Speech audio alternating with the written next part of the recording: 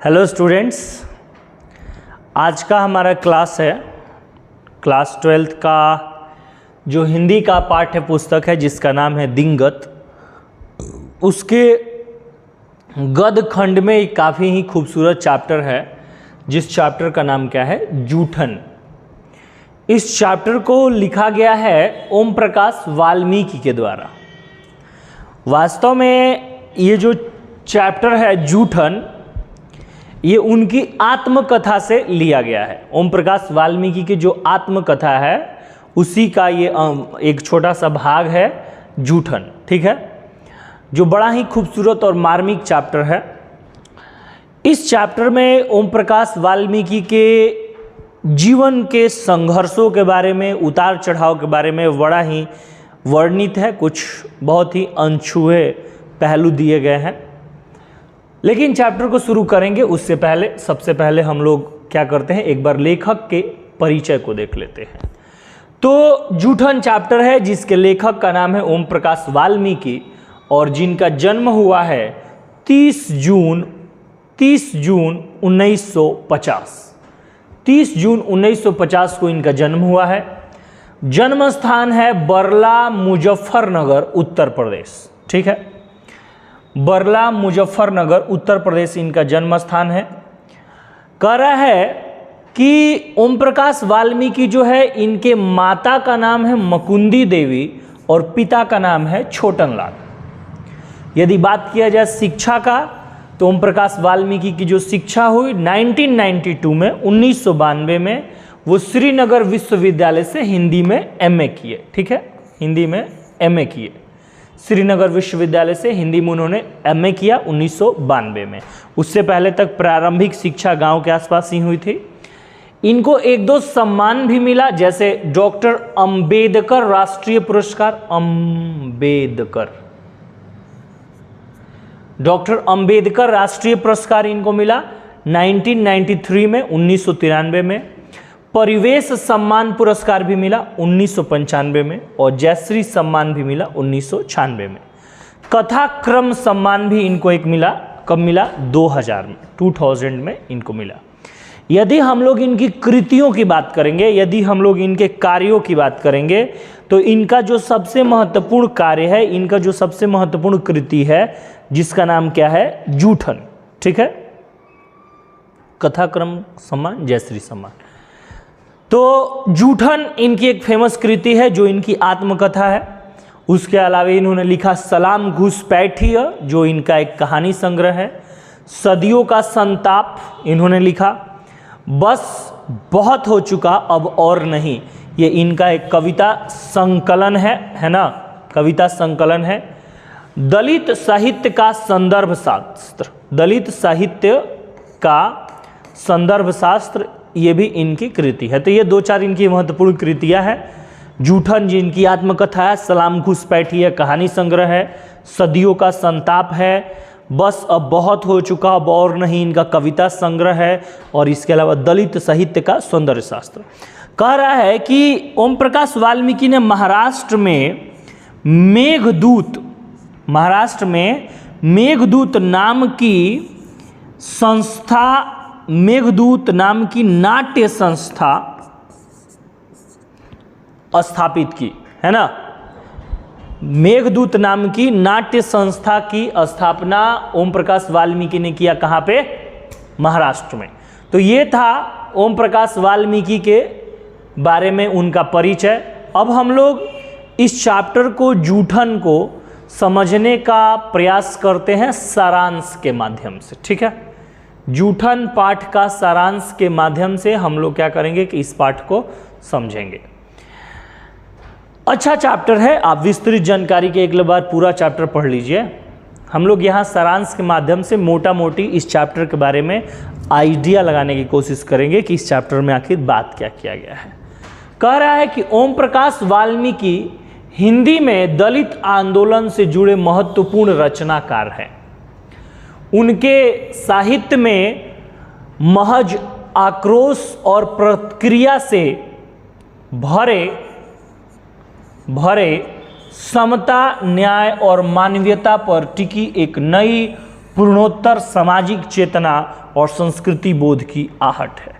ये पहले कुछ पैराग्राफ में आपको ओम प्रकाश वाल्मीकि का परिचय करवाया जा रहा है कि ओम प्रकाश वाल्मीकि आखिर में कैसे हैं। तो ओम प्रकाश वाल्मीकि हिंदी में दलित आंदोलन से जुड़े महत्वपूर्ण रचनाकार हैं।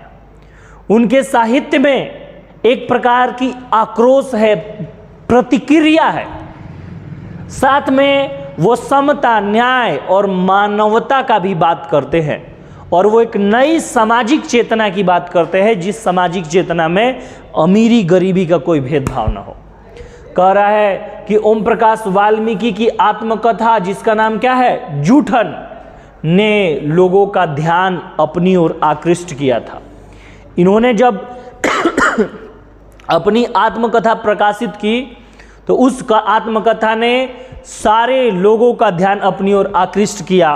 कह रहा है कि अपनी संवेदना और मार्मिकता के कारण प्रस्तुत अंश मन पर गहरा असर छोड़ता है। जो इस चैप्टर में हम लोगों को ओम प्रकाश वाल्मीकि की आत्मकथा जूठन के कुछ भाग पढ़ने हैं, कुछ अंश पढ़ने हैं, उस अंश को आप पढ़िएगा तो सच में कहते हैं कि वो एकदम मन पे एक गहरा प्रभाव छोड़ के जाएगी। लेखक का पूरा परिवार गांव में मेहनत मजदूरी का काम करता था। कह रहे कि मेहनत मजदूरी करता था, छोटे तबके के लोग थे। एक एक घर में 10 से 15 मवेशी होते थे। उन मवेशियों का काम करना पड़ता था, उनका गोबर उठाना, सफाई करना, बैठक खाने की सफाई का काम है ना करना पड़ता था। सर्दी के महीनों में यह काम और कठिन हो जाता था। कह रहा है कि सर्दी के महीने में जो मवेशियों का गोबर निकालना, सफाई करना, बैठक खाने की वो काम कठिन हो जाता था।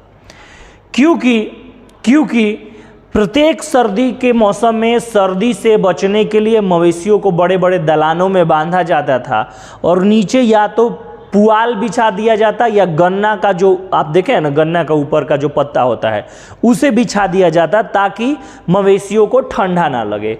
और वो पुआल या वो जो है वो परत जो है 15 दिनों में करीब एक बार बदली जाती थी और 15 दिनों तक जो भी गाय भैंस मवेशी जो है गोबर निकालते, वो जो भी स्वच्छ करते थे, सारा का सारा जो है उसी में रहता था और उसी में सड़ता रहता था। जब 15 दिन बाद उसकी सफाई होती तो लेखक कह रहा है कि जो इनके घर के लोग साफ करने वाले होते थे कि पूरा सिर जो है एकदम भिन्ना जाता था, इतना गंध और बदबू होता था, लेकिन चूंकि ड्यूटी है तो करना ही है। ऐसे छोटे छोटे काम इनके परिवार के लोग किया करते थे। कह रहा है कि क्योंकि प्रत्येक घरों में मवेशियों का गोबर उठाकर गांव से बाहर कुरड़ियों पर या उपले बनाने की जगह तक पहुंचाना पड़ता था, और फिर उस ठंडा के मौसम में उस सड़ा हुआ बदबूदार गोबर को उठा के गांव के बाहर ले जाइए, या तो कुरड़ियों पे डालिए या जहां पे उपला गोईठा बनाया जाता है वहां पे डालिए। कह रहा कि इस सब काम के बदले मिलता क्या था? इन सब काम के बदले आपको लगता है कि कोई सैलरी मिलता था, कोई मेहनताना मिलता था? नहीं, मिलता क्या था? 10 जानवरों के पीछे 12 से 13 किलो अनाज, बस पूरे एक साल का। यदि 10 जानवरों के पूरे गोबर उठाने का काम, सारा काम यदि आप करते हैं तो पूरे एक साल में मिलेगा 12 से 13 किलो अनाज। और क्या मिलेगा? दोपहर में बची खुची रोटी मिलती थी जो खास तौर पर चूहड़ों दलितों को देने के लिए बनाई जाती थी। कह रहा है कि वहाँ पे जो इनके गांव था उस गांव में ये जिस समाज से बिलोंग करते थे ओम प्रकाश वाल्मीकि, उनको वहाँ पे चूहड़ों कहा जाता था, दलित को चूहड़ कहा जाता था। वैसे वहाँ पर इन सब कामों के बदले में उनको क्या मिलता था? भूसी की रोटी, जो खास तौर पर इन्हीं लोगों के लिए बनाई जाती थी, है ना। वहाँ पे इन लोगों के लिए वैसी रोटी बनाई जाती थी। और कह रहा है कि कभी कभी जूठन भी भंगन की टोकरी में डाल दिया जाता। जो इनका जूठन का टोकरी होता था उसमें कभी कभी जो मान लीजिए कि इनके मालिक के घर का बचा हुआ खाना है वो भी इसमें डाल दी जाती थी। दिन रात भर मर खप कर भी लेखक कह रहा है कि हमारे पसीने की कीमत मात्र क्या होती थी? जूठन। पूरे मतलब लगे रहो उसी में, उन लोगों को काम करते रहो, लेकिन बदले में क्या मिलता था? सिर्फ जूठन। और कह रहा फिर भी किसी को कोई शिकायत नहीं। कह रहे कि इसके घर के आसपास के लोग थे, जो घर के लोग थे उसे कोई शिकायत नहीं, सब अपनी जिंदगी में खुश है। दिक्कत कहां है? दिक्कत यहाँ है कि जब आप मान लेंगे कि आप इसी काम के लिए बने हैं तो आप पूरी जिंदगी उसी काम को कीजिए। ओम प्रकाश वाल्मीकि इस बात पे बड़े ही जोर देकर कह रहे हैं कि सारे लोगों को कोई दिक्कत नहीं, सब लोग ठीक है। जैसे कि एक छोटा हाथी का बच्चा जब आप जंगल से लेकर आते हैं तो उसके पिछले पैर में एक रस्सी लगाते हैं और एक पेड़ से बांध देते हैं। हाथी का बच्चा छोटा होता है, इसीलिए वो उस रस्सी को तोड़ने में कैपेबल नहीं होता, नहीं तोड़ पाता है। लेकिन जब वो हाथी का बच्चा बड़ा हो जाता है, जवान हो जाता है, उसमें इतनी ताकत है कि वैसी 10 रस्सियाँ एक साथ तोड़ दे, फिर भी वो उस रस्सी को नहीं तोड़ता है। पता है क्यों? क्योंकि वो हाथी का बच्चा मेंटली मस्तिष्क के तौर पर बंध चुका है। मस्तिष्क के तौर पर वो गुलामी स्वीकार कर चुका है कि मैं इस रस्सी को नहीं तोड़ूंगा। तो मानसिक तौर पर हारना बहुत बड़ी बात है। तो ये कह रहे कि जिस समाज में हम रहते थे उस समाज में लोग मानसिक तौर पर हार चुके थे, जूठन, गालियाँ, जैसे तैसे जिंदगी को जीना, और फिर भी उन्हें कोई शिकायत नहीं होती थी, कोई शर्मिंदगी नहीं होती थी, ना ही कोई पश्चाताप होता था कि हम ऐसे कार्य कर रहे हैं। कह रहे हैं ओम प्रकाश वाल्मीकि कि यह कितना क्रूर समाज है। कह रहे जिसमें श्रम का मोल नहीं बल्कि निर्धनता को बरकरार रखने का एक षड्यंत्र है यह सब। कह रहे कि इस समाज में मेहनत का कोई मोल नहीं है, ये सारा का काम जो हो रहा है वो सब गरीब को गरीब बनाए रखने के लिए हो रहा है। कह रहे कि निर्धनता जो लोग हैं उसको, निर्धनता को बरकरार रखने का एक षड्यंत्र है यह। कह रहा है कि शादी ब्याह के मौके पर जूठे पत्तल चूहड़ों के टोकर में डाल दिए जाते थे। जो इनके मालिक घर में जब कभी शादी ब्याह होता था तो पूरा 20 दिन 25 दिन पहले से ये करो वो करो, सारा काम करो, और अंत में इनको क्या मिलता था? ये लोग दरवाजे के बाहर बैठे रहते थे, और जब अंदर सारे लोग खा लेते थे तो उस सारा जूठ का पत्तल उठा के और इनके टोकरी में डाल दिया जाता था। ये टोकरी लेके घर आते थे लोग, समझ में आ रहा है ना, और सारे पत्तल को छाट छाट के उसमें से जो भी जूठ होता था उसको इकट्ठा कर लेते थे। कह रहा है कि वो जूठे पत्तल को घर लेकर जाते थे, जूठन इकट्ठा कर लिया करते थे। जो पहले से पूड़ियों के टुकड़े बचे होते थे उन्हें, जो पूड़ियों के टुकड़े हो गए, मान लो कि थोड़ी सी किसी ने मिठाई छोड़ दी, आप सोच के भी देखिएगा कि सोच के भाई आपका हृदय कंपित हो जाएगा कि आपको यदि ऐसा जीवन जीने का दुर्भाग्य हो जाए तो कितना समाज में असमानता। और ये सारा इनके साथ क्यों हो रहा है? ये बस इसीलिए कि इनकी जाति कोई छोटी है। अब बताइए कि यदि कोई सांवला है तो उसमें उसका क्या दोष है? जिस चीज को प्रकृति ने बनाया, कोई छोटा है, कोई लंबा है, कोई किस प्रकार का है, कोई किसी समाज से बिलोंग करता है, कोई किसी जाति से बिलोंग करता है, कोई किसी धर्म से बिलोंग करता है, किसी का जन्म किसी देश में हुआ, इसमें उसका क्या कसूर है? तो जिस कार्य में उसका कसूर ही नहीं उसके लिए उसको क्यों सजा दी जाए? करे कि वो जूठे पत्तलों को घर में ले जाके उठाए, उस पर जो पूड़ियाँ होती थी उन पूड़ियों को क्या किया जाता था? चरपाई पर कोई कपड़ा डालकर उसे सुखा लिया जाता था, है ना।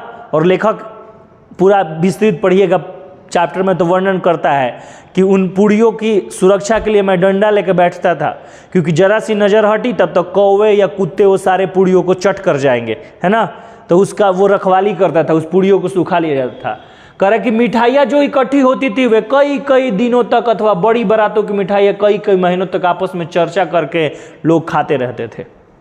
करे कि जो वहाँ से मिठाई वगैरह इकट्ठा होता था, है ना, अब आज के जैसा रसगुल्ला थोड़ी ना था कि छेना है खराब हो जाएगा, है ना, लड्डू वगैरह होगा, कोई खाजा हो जा, वो मिठाई लोग रखते थे और कई दिनों से खाते थे, है ना। कह रहा है कि आगे कह रहा है कि सूखी हुई पूड़िया को लुगदी बनाकर अथवा उबाल कर मिर्च मसाले डालकर खाने में बहुत मज़ा आता था। लेखक कह रहा है कि जो बुजुर्ग लोग थे वो लोग बड़ी इस बात की चाव से चर्चा करते थे। जिस बारात से ज़्यादा जूठन मिलता था, क्या कहते थे लोग कि उस बारात में बड़े ही मतलब मालदार लोग आए हैं, बड़े मन वाले लोग आए हैं। और जिस बारात से कम जूठन मिलता था वहाँ पे क्या कहते थे कि बहुत भूखड़ लोग आए हैं, सब जूठन भी नहीं छोड़े थे। सोचो कि कोई आदमी इसलिए खुश हो रहा है कि किसी के पत्तल में ज़्यादा जूठ छोड़ जाए। अब इनके लिए सेलिब्रेशन क्या था कि आदमी कोई ज़्यादा जूठा छोड़ दे, ज़्यादा जूठा छोड़ेगा तो इनको ज़्यादा मिलेगा। कह रहे कि ऐसे बड़े बुजुर्ग चर्चा करते थे। और कह रहे कि जब बरसात का दिन आता था तो खाने पीने की बहुत दिक्कत हो जाती थी, खाना बनाने की दिक्कत हो जाती थी। तो जो ये पूड़ी को इन लोगों ने सुखाया था ना, उन पूड़ियों को गर्म पानी में डाल देते थे और गर्म पानी में डालने के बाद उसमें कभी गुड़ डाल दिए तो उसका लुगदी बन गया, और कभी उस पर मिर्चा छींट दिए, थोड़ा सा मसाला वसाला छींट के और उसको खा लिए तो कह रहे खाने में बड़ी मज़ा आता था। लेखक कह रहा है कि आज जब मैं इन बातों के बारे में सोचता हूँ तो मन के भीतर कांटे जैसा उगने लगता है। जब लेखक आज इस स्थान पर चला गया कि उसे इतने सारे पुरस्कार मिले, इतने सम्मान मिले, और कहाँ से निकल के आए इतना छोटा समाज से, कह रहे कि इस सब बारे में मैं सोचता हूँ तो मन में जैसे कि कांटे चुभने लगे। कैसा जीवन था। लेखक अपनी माँ के साथ, एक बार लेखक और घटना बता रहा है कि लेखक अपनी माँ के साथ सुखदेव सिंह त्यागी की बेटी के विवाह में टोकरी लेकर घर के बाहर जूठन समेट कर इकट्ठा करता है। लेखक कह रहा है कि एक बार जो सुखदेव सिंह त्यागी है उनकी लड़की का बारात आया है, सारे लोग अंदर खा रहे हैं, और इस लेखक की माँ, लेखक जो छोटा उस समय था और उसकी एक बहन, वो दोनों बैठे हुए थे अपनी माँ के साथ ऐसे सिमट के। अंदर लोग खा रहे हैं तो क्या हुआ कि उस जूठन के इंतजार कर रहे हैं, तब अंदर से जब सारे लोग खा लिए तो अंदर से सुखदेव सिंह त्यागी आ रहे थे। तो इसकी माँ ने कहा कि ठाकुर जी मेरे बच्चों के हाथ पे भी थोड़ा थोड़ा कुछ मिठाई वगैरह दे दीजिए। सुखदेव सिंह त्यागी ने डपट कर कहा कि सब्र नहीं होता, इतनी सारी जूठन पत्तल में भर के ले जा रही है, वो क्या होगा, है ना। तो ये देखिए कि इस स्थिति से लेखक गुजरा है, और सुखदेव सिंह के घर के बाहर आने पर लेखक की माँ ने अपने लिए पत्तल पर खाने हेतु कुछ पूड़ियों की मांग करती है। बदले में उसे सुखदेव सिंह की फटकार मिलती है, वह चुपचाप टोकरी लेकर कहाँ चली जाती है, घर चली जाती है। कह रहा है कि ये स्थिति है। और लेखक चर्चा करता है एक बार कि उसी सुखदेव सिंह त्यागी का पोता एक बार मेरे घर आता है, मेरी पत्नी ने उसको यथाउचित सत्कार किया और खाना खाते समय रात में वो मेरे यहाँ रुका भी था। देखिए ये उसी गांव के ओम प्रकाश वाल्मीकि है, उसी सुखदेव सिंह त्यागी के बारात में गए थे जूठन मांगने इनकी माँ के साथ, इन्हें नहीं दिया गया, और उसी सुखदेव सिंह त्यागी का पोता इनके घर आता है इनका इंटरव्यू के सिलसिले में और कह रहा है कि मेरे घर रुका, रात में खाना खाया। और सुखदेव सिंह त्यागी का लड़का कहता है इनकी पत्नी से कि भाभी जी इतना जायकादार खाना आज तक तो मैंने खाया ही नहीं है। देखिए समय कैसे चेंज हो रहा है। लेखक कहता है कि इस बात को सुनकर मेरी पत्नी को भले खुशी का एहसास हो, लेकिन इस बात को सुनकर मुझे टिस सी उठ जाती है, और मुझे यही घटना याद आती है कि एक दिन मैं सुखदेव सिंह त्यागी के घर गया था अपनी माँ के साथ, तो कैसे उसने हमें जूठन के लिए फटकार लगा दी थी। समय कैसे बदलता है। लेकिन आगे कह रहा है कि उसकी महानता का प्रतीक है। कह रहा है कि मेरी माँ जूठन उठा के चल दी है, मेरी महानता का प्रतीक है। कह रहा है जूठन शीर्षक आत्मकथा के माध्यम से लेखक ने अपने बचपन का संस्मरण एवं परिवार की गरीबी का वर्णन करते हुए इस बात को सिद्ध करने का प्रयास किया है कि गरीबों के पास गरीबी है, किंतु साथ ही दिल और दिमाग भी है, साथ ही संतोष भी है। इस बात का उन्होंने जोर दिया है कि देखो गरीब है लेकिन उसके पास दिल है, दिमाग है, और सबसे बड़ी चीज़ है संतोष है। ये विशेषताएं अमीरों में नहीं पाई जाती। गरीब चुपचाप अपमान बर्दाश्त कर लेता है, उसे भूल भी जाता है, दुर्व्यवहार करने वाले को माफ़ भी कर देता है। लेखक के संकलन में यह प्रत्यक्ष रूप से हम लोग पाते हैं। ऐसी कई घटनाओं का वर्णन लेखक इसमें किया है ना। शुरू जब लेखक छोटा है तो अपने स्कूल में जब वो पढ़ने जाता है तो उस स्कूल का हेडमास्टर होता है कलीराम, जो बड़ा ही खतरनाक होता है। पूरा स्कूल उससे डरता है, और चूंकि लेखक उस गांव के चूहड़े का बेटा था, इसीलिए जब लेखक स्कूल में पढ़ने जाता है तो कलीराम उसे पढ़ाता नहीं है, बल्कि 2 दिन तक पूरे स्कूल में उससे झाड़ू ही लगवा ले रहता है। इतना छोटा लड़का और पूरा बड़ा सा स्कूल का मैदान और शीशम की डंडियाँ तोड़ के उसे झाड़ू लगा रहा था। सोचो कि कितना भेदभाव है, और वो बस किस लिए, क्योंकि ये छोटी जाति का है। तो ऐसे लेखक के साथ कई प्रसंग जीवन में घटे, लेकिन तमाम गरीबियों के बाद इसने एक बार मन में ठान लिया कि मुझे आगे बढ़ना है, आगे बेहतर करना है। तो लेखक उस गरीबी से निकल कर आया। लेखक कह रहे हैं कि आज मेरी जिंदगी बदल गई, लेकिन न जाने हजारों लाखों लोग ऐसी जिंदगी आज भी जीने पर क्या है, दुर्भर है। और ये असमानता क्यों है? जाति के कारण है और समाज के कारण है। कैसा लगा आपको जूठन चैप्टर का एक्सप्लेनेशन? नीचे कमेंट्स करके जरूर बताइएगा। आज के लिए इतना ही, मिलेंगे नेक्स्ट वीडियो में। Thank you so much. अच्छा लगे तो अपने दोस्तों तक शेयर कीजिए, लाइक कीजिए और चैनल को जरूर सब्सक्राइब कीजिए। Thank you.